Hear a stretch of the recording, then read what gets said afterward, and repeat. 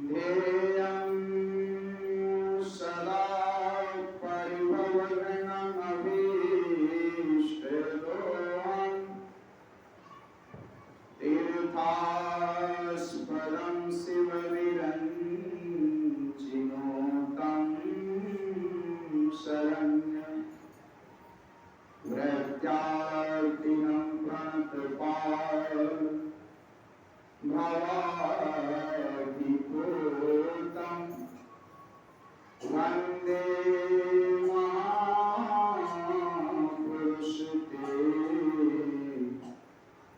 चरणारविन्दम्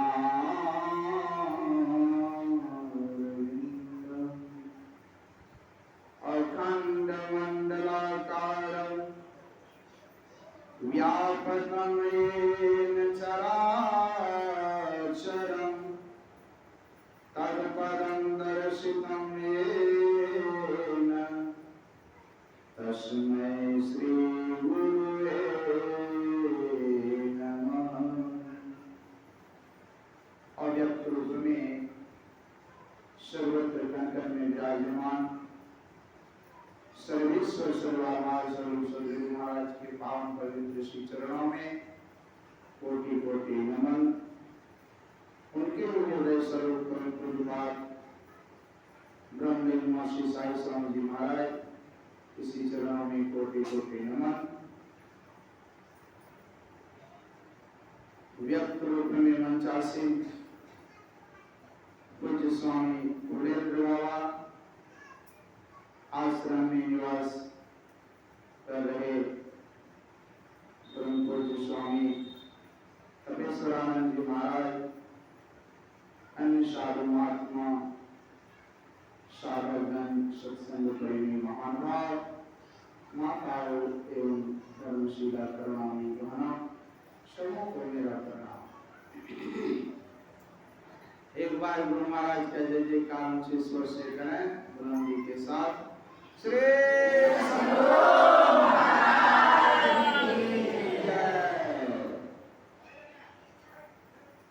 बड़ी खुशी की बात है, हम लोग बड़े लगन के साथ सप्ताह ध्यान साधना शिविर में संदेह होते हैं। जहाँ तक बन पाता है ईश्वर की भक्ति में लगन के साथ हम आप अभ्यास में रखते हैं।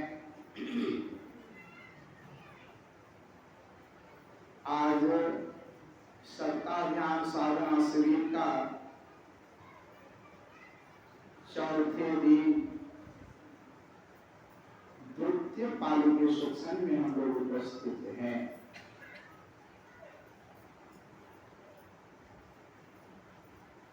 सत्संग के द्वारा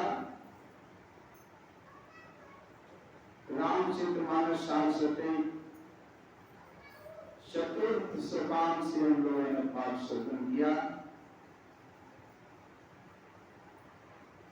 इसमें कहने सुनने का विषय जो बना है वह मित्र के संबंध में। मित्र कैसा होना चाहिए, हमारा सहयोगी कैसा होना चाहिए,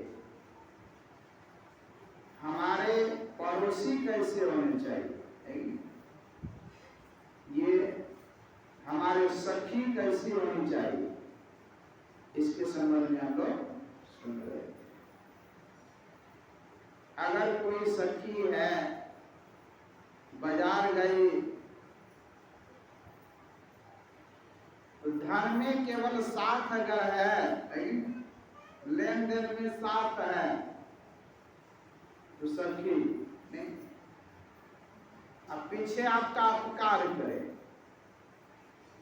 कि कैसा सहयोगी हो, ये सखी कहलाने लायक नहीं है, मित्र कहलाने लायक नहीं है। तो कहा कि कैसा होना चाहिए, तो कहा कि अगर मित्र रास्ते से अगर भटक गए हैं, साथी श्री सद्गुरु श्री सद्गुरु। मित्र रास्ते से अगर भटक गए, आपके दोस्त सही रास्ता में नहीं है, वो गलत रास्ता पकड़ लिए हैं और आप जान रहे हैं ये गलत रास्ते को अपनाए हैं, तो कहा कि उनको गलत रास्ते से छुड़ा करके जैसे हुए सही मार्ग पर लाना मित्र का कर्तव्य होता है, साथी का कर्तव्य होता है, दोस्त का। यही धर्म है।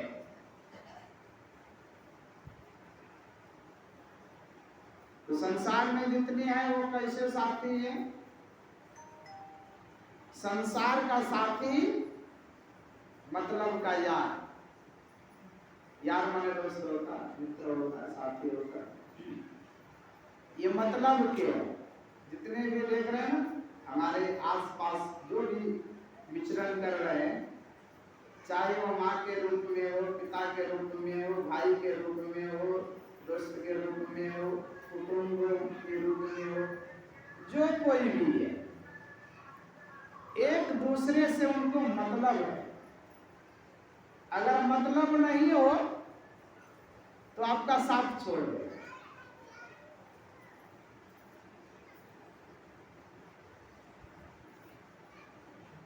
बहुत से गांव में इस तरह का मतलब घटना एक से एक आप लोगों को देखने को मिलेगा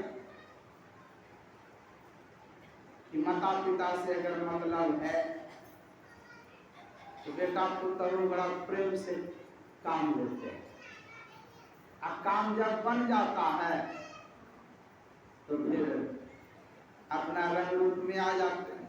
नहीं,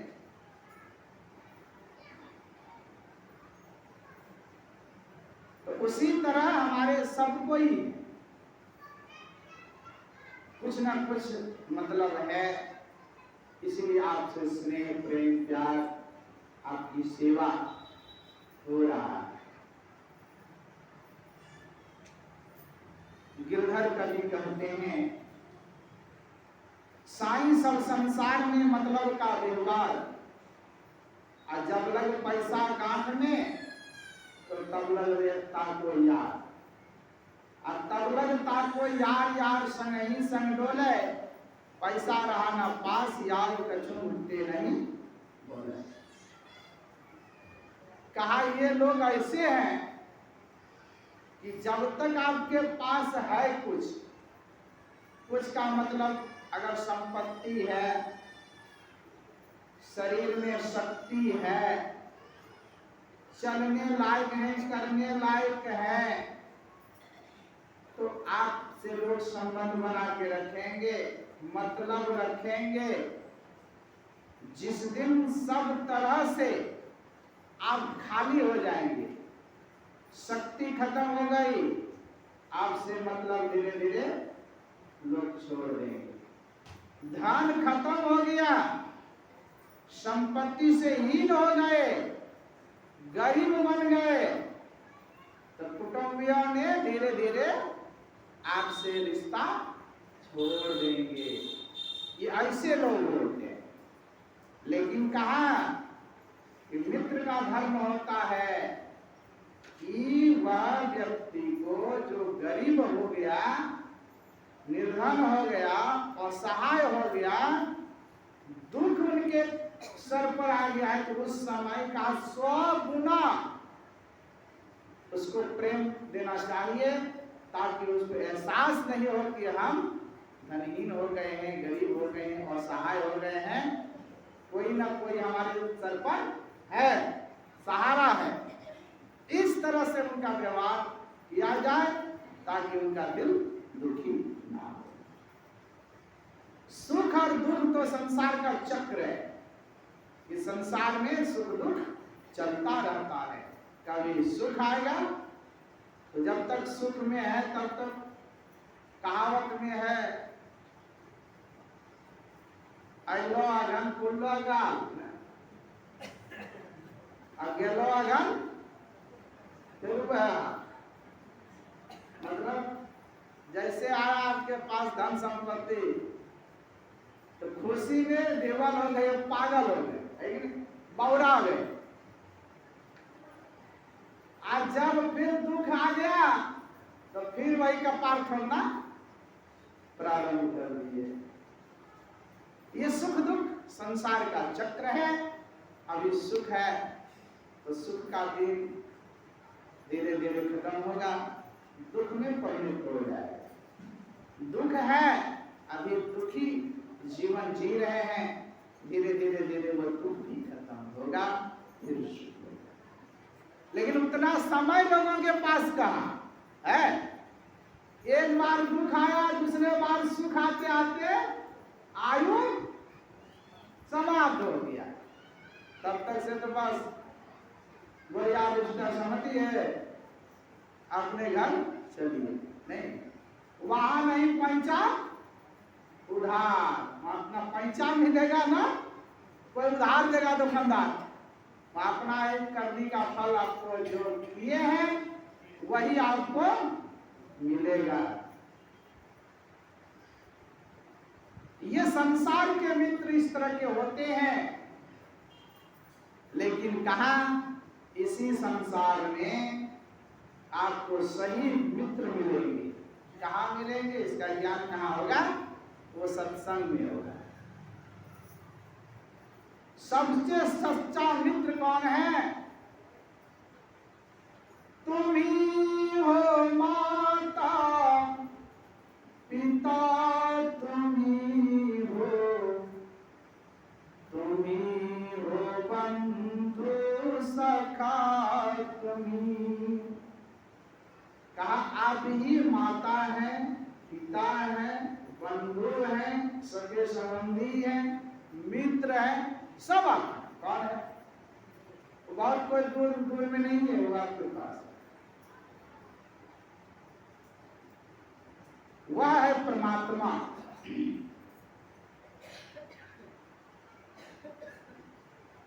ये तो परमात्मा सच्चे मित्र हैं, लेकिन संत सद्गुरु है परम मित्र। उससे भी विशेष स्थान रखने वाले।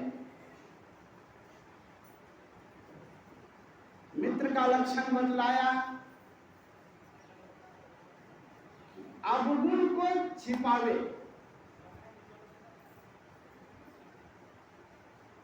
और सद्गुण का विस्तार करे।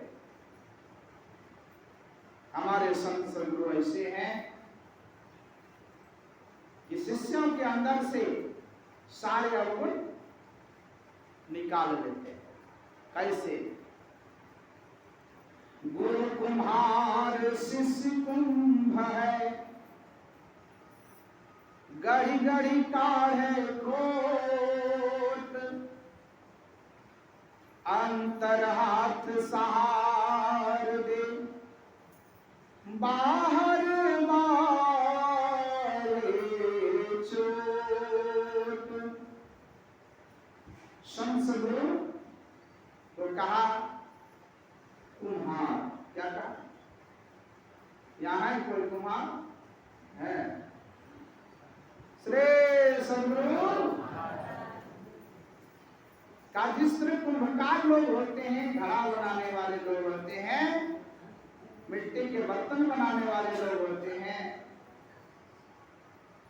उसी का उपमा दिया संत कबीर साहब ने कि गुरु कैसे होते हैं, सच्चे मित्र कैसे होते हैं, तो कुंभकार के तरह होते हैं। वो करते क्या है? तो मिट्टी को बनाते हैं, मिट्टी को रौंदते हैं, मिट्टी को मिलाते हैं। तब तक मिट्टी को रौंदना पड़ता है जब तक कि उसके मिट्टी के एक एक खरपतवार नहीं निकल जाए। रौंदने का यही मतलब है। उसके अंदर में अगर थोड़ा सा भी अगर कुछ रह जाएगा तो बर्तन सही नहीं बनेगा, उसमें छेद हो जाएगा, दोष रह जाएगा। इसीलिए उस दोष को निकालते हैं। तो असली शिष्य कब बनते हैं? श्री सद्गुरु असली शिष्य तब बनते हैं जब गुरु उस शिष्य के अंदर से सब तरह के अवगुण को निकाल नहीं देते हैं, तब तक असली शिष्य वह नहीं बनते। इसलिए ये कुम्भकार लोग उस मिट्टी को पूरा रौंदते हैं, उसके बाद मिट्टी का बर्तन बनाते हैं, बर्तन स्वच्छ बनता है। और यह कैसा होता है? औरों को शीतल करे आपन शीतल हो। ऐसे शिष्य होते हैं जो अपना कल्याण तो करते ही है, लेकिन दूसरे का भी कल्याण का मार्ग प्रस्तुत करते हैं, दूसरे के कल्याण के बारे में सोचते हैं, दूसरे के कल्याण के लिए वह काम करते हैं। औरों को शीतल करे आप शीतल हो, ऐसे योग्य बर्तन बनाते हैं कुम्भकार लोग। और गुरु जो है इसी तरह का शिष्य बनाते हैं। साई स्वामी जी महाराज कहते थे बराबर कि गुरु जो है अपने शिष्य को शिष्य नहीं बनाता, गुरु अपने शिष्य को गुरु बनाने का प्रयास करते हैं, शिष्य तो अपने तरफ से बनते हैं। तो शिष्य को गुरु कैसे बनाते हैं? गुरु, आपने एक कथा सुना होगा एकलव्य का, ऐसे क्लास में भी चलता था, पढ़े होंगे तो एकलव्य द्रोणाचार्य के पास गए धनुर्विद्या सीखने के लिए। द्रोणाचार्य ने कहा कि मैं केवल राजपूतों को सिखाता हूं, अन्य को नहीं। लेकिन एकलव्य के पास लगन था, स्नेह प्रेम सीखने का, कि नहीं मैं धनुर्विद्या सीखूंगा अवश्य। और गुरु महाराज को प्रणाम कर लिए, द्रोणाचार्य को गुरु धारण कर लिया अपने तरफ से। गुरु ने स्वीकार नहीं किया, लेकिन शिष्य ने अपने तरफ से गुरु धारण कर लिए। और वह जंगल चले आए, अपनी कुटिया में आए, पूरा तैयारी के साथ अपना अभ्यास करने लगे। उन्होंने एक प्रतिमा बना लिया मिट्टी का द्रोणाचार्य के, उसी का ध्यान करते और धनुर्विद्या का अभ्यास करते। वो ध्यान और अभ्यास दोनों जब किया, इतने शक्तिशाली हो गए कि द्रोणाचार्य ने सिखाने के बाद भी अर्जुन को वह तालीम नहीं दिला सका, जो एकलव्य नजदीक में नहीं रहने पर भी वह विद्या गुरु के अंदर में जो छिपा हुआ विद्या था वह भी हासिल कर लिया। ऐसे गुरु में शक्ति है। उनका ध्यान और सत्संग मनोयोग पूर्वक जब हम आप करेंगे तो गुरु महाराज के अंदर में जो भी ज्ञान है, सभी ज्ञान हमारे पास क्या करते हैं, आ जाएंगे। तो इस तरह का अभ्यासी हम लोगों को बनना पड़ेगा। इस तरह के मित्र धारण करना पड़ेगा, ताकि जो सांप के तरफ के राह चलने वाला दोस्त अगर मिल गया, होता है कि बात बात में झूठ छिपा करके बात करना, तो ऐसे मित्र को छोड़ दीजिए, कोई दुख नहीं होगा। का छोड़ने में ही भलाई।